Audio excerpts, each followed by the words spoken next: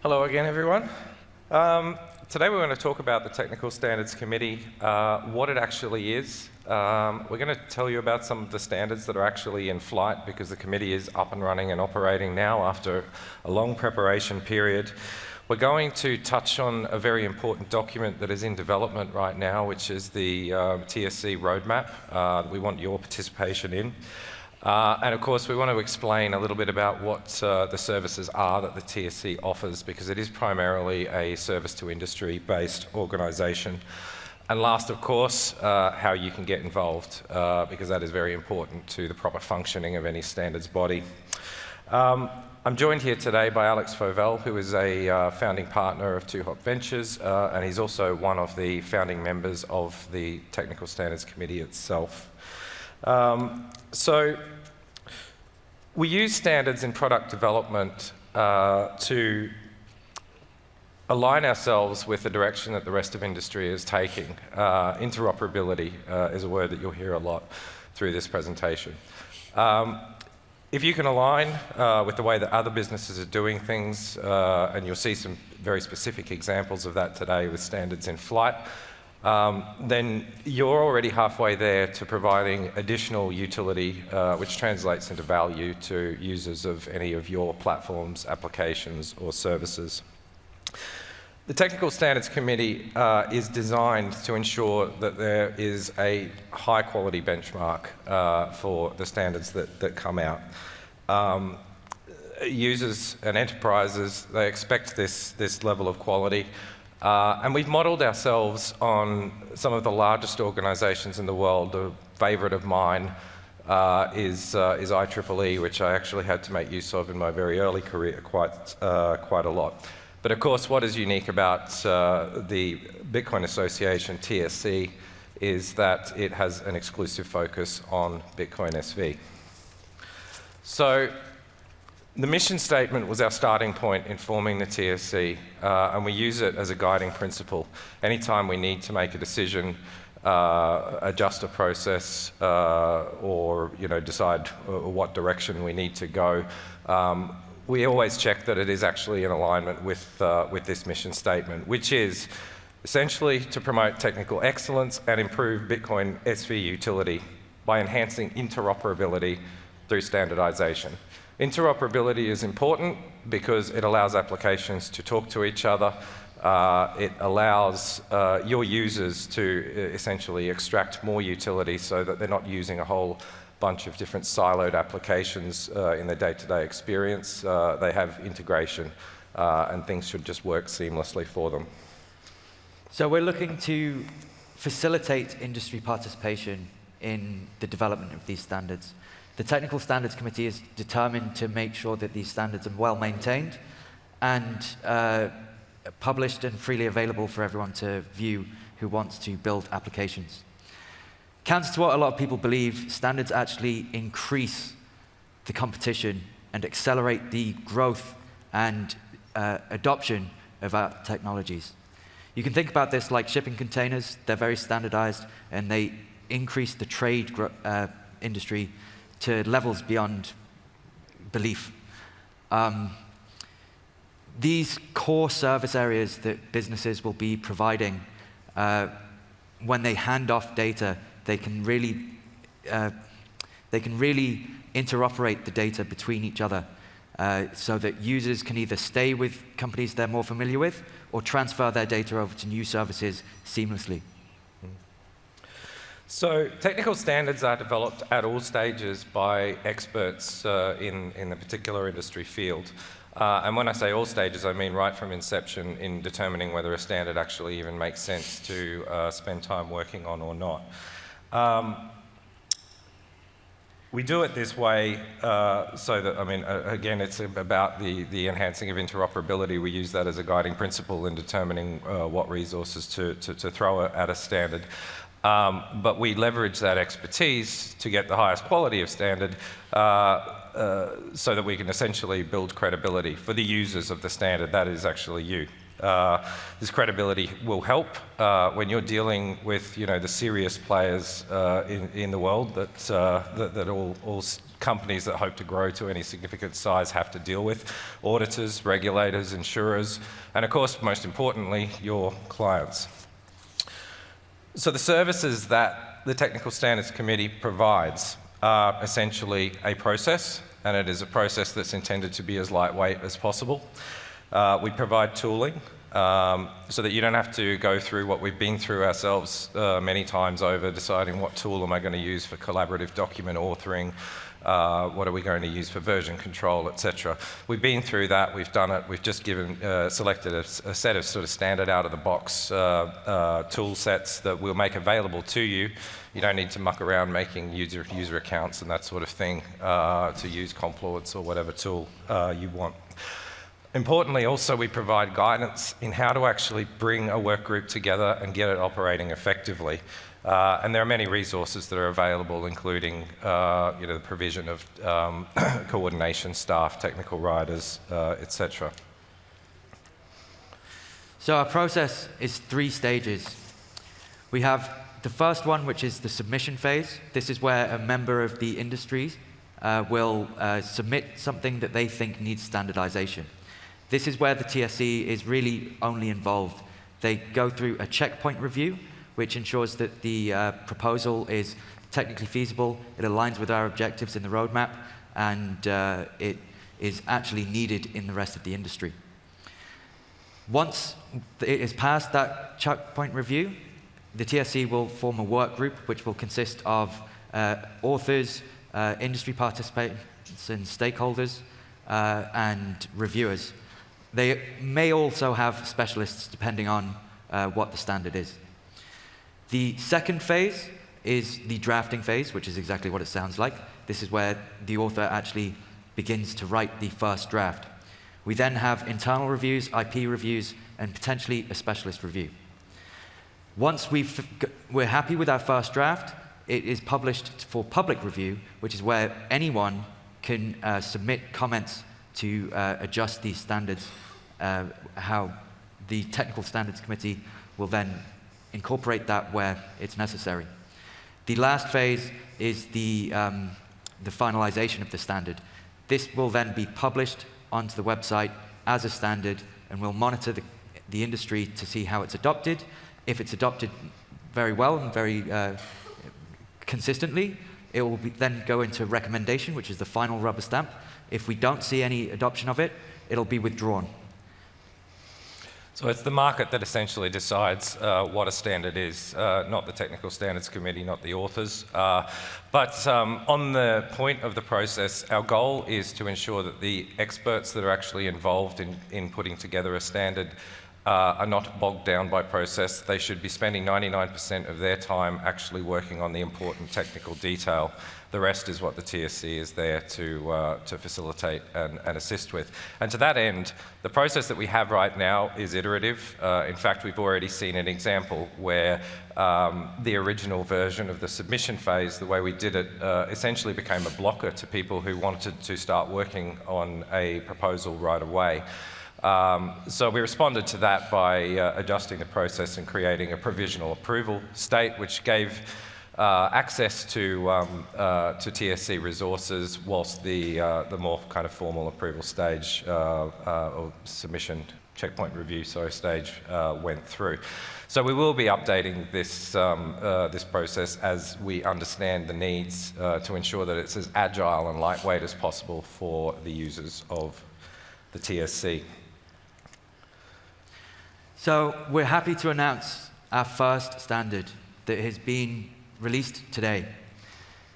This is the Merkle-proof standard, and it was first described by Satoshi Nakamoto in section 8 of the white paper, SPV. This provides inclusion proofs so that you can verify a transaction is valid without needing everyone else's transactions. If you were paying attention to Craig yesterday, this is what he was talking about. So we're happy to take the first small step into a truly SPV ecosystem so that the blockchain can grow so large it doesn't actually fit in a single data center. How do we use the Merkle proofs? Well, we've got to send it between all participants in a transaction. So we do the standard thing of the sender sends a transaction to the receiver. This includes a Merkle proof of the inputs for the transactions that are used. Then the receiver forwards that on to the transaction processor, including the Merkle proofs as well. When the transaction processor sees the transaction confirmed in a block, that then puts a Merkle proof back to the receivers of the money or data.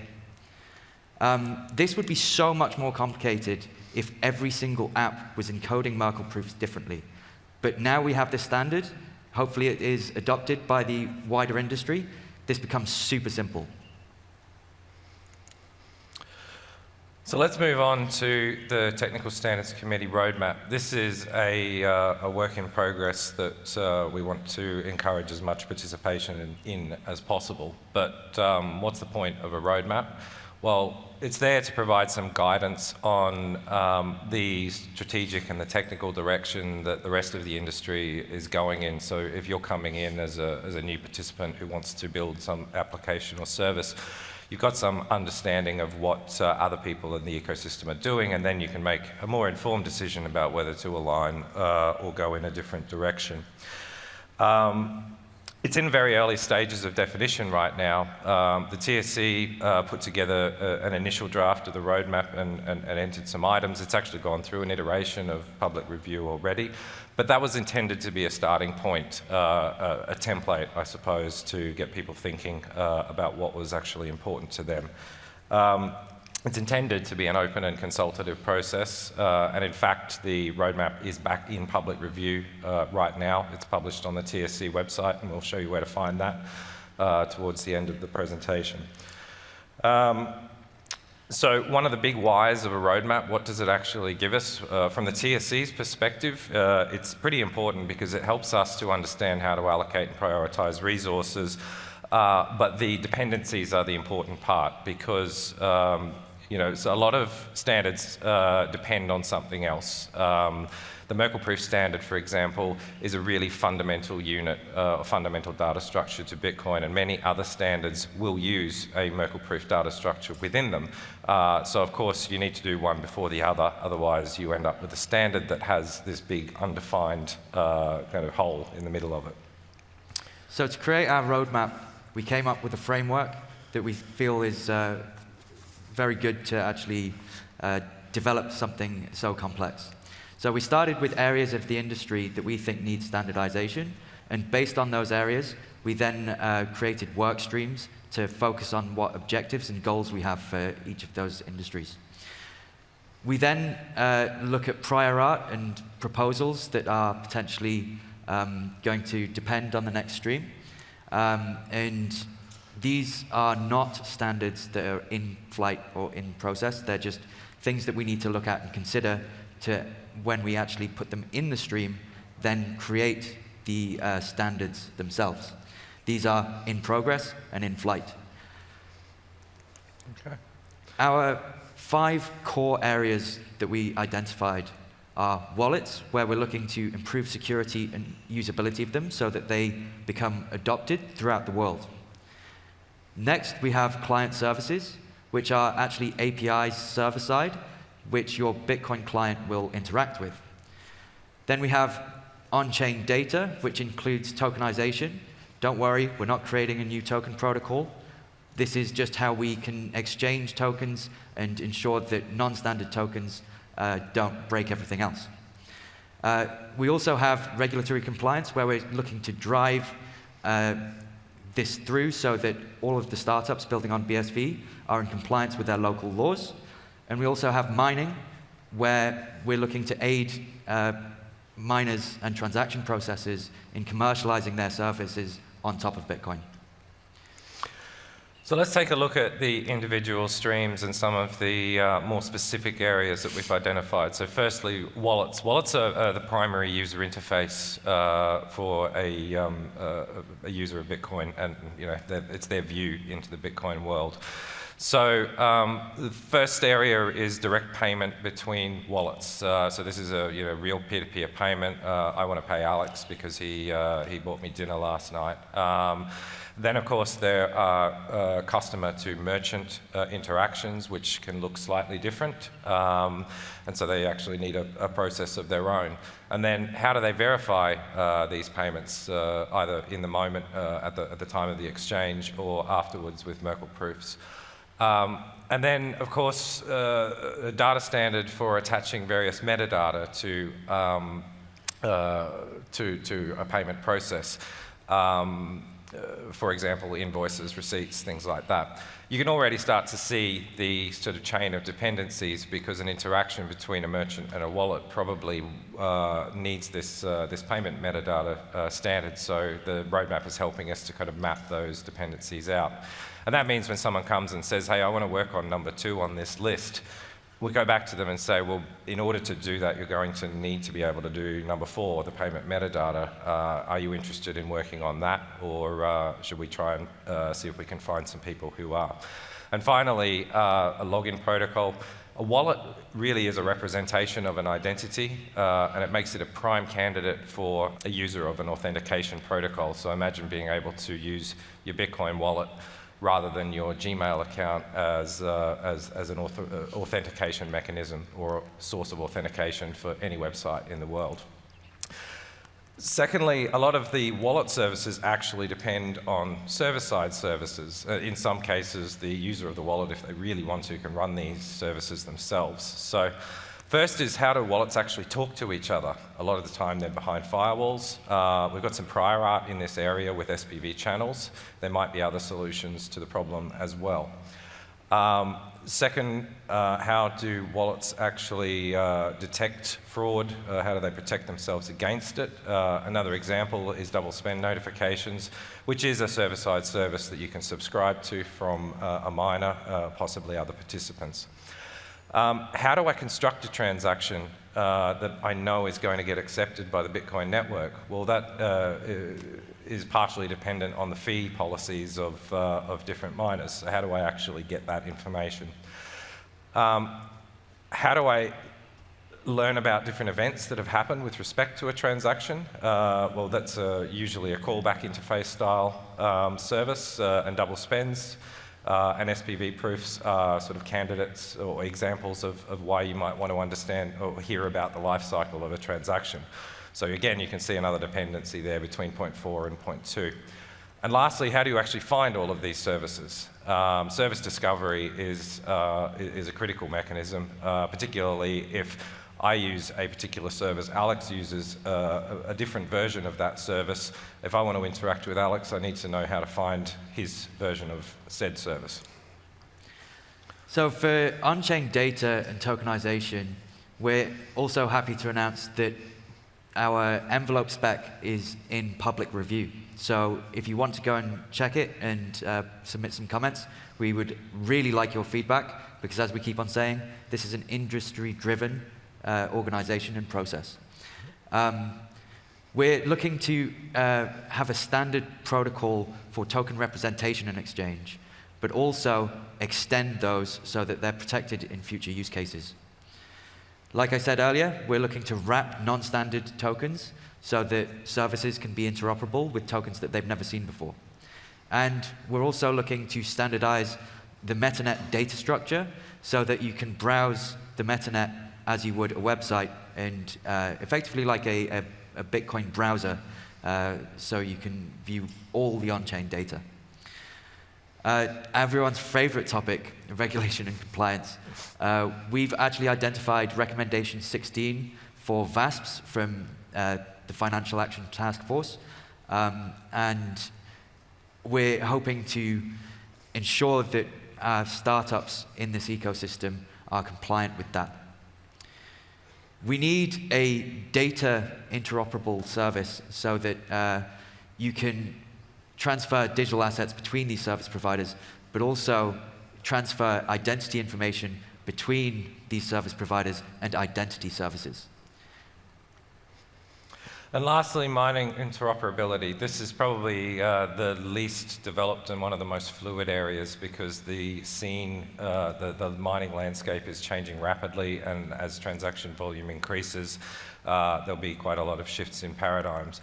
But this is about miners agreeing on common APIs for users to interact with miners so that the users don't have to implement a different one for every miner, and standardizing exchange of data between miners when they want to. So most importantly, from our point of view, is how can you participate? The roadmap is currently open for public review. It's published on the TSC website. It's up there at the top, but we'll show you a bigger version in a moment. So please get involved because we're here to facilitate the industry, and our success actually relies on the stakeholder participation. So please review. We want your input. You can find all of these things that we've talked about today on the website, tsc.bitcoinassociation.net. The Merkle-proof standard, which has gone into publication phase today. The envelope spec, which has actually had huge industry participation. So if you are building an application that relies on data exchange, if you adopt this standard, half the work is already done. There will be numerous applications that you'll be able to exchange data with and understand. And finally, of course, the roadmap, which you will find on the TSC website. So get involved. This is down to you. If you don't identify something to us, it might not happen. Thank you very much. Data is double-edged. Wield it well and build your place in tomorrow. But trust it blindly and risk watching your progress crumble. Because much of the data we rely upon isn't reliable at all. At nChain, we believe in data, but we put no faith in it. Instead, we build tools that enable enterprises to trust the data upon which they rely. nChain, data without question.